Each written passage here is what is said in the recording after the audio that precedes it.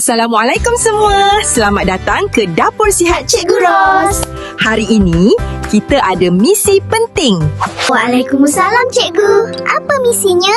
Misi kita hari ini ialah mari buat bekal paling sihat dan sedap. Yeay! Tengok ni, warna apa yang kamu nampak? Ada warna merah. Ini apple. Betul, Aiman.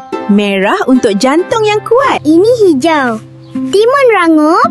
Dan kuning, pisang manis. Pandai, Aina. Hijau dan kuning ini penuh dengan serat. Bagus untuk perut kita. Ingat ya kawan-kawan, kalau kita makan banyak warna dari buah dan sayur, kuman takut nak dekat. Selamat tinggal, kuman.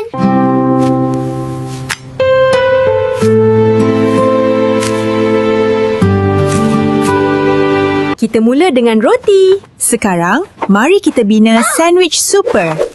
Kita perlukan tenaga untuk bermain. Vitamin A baik untuk mata.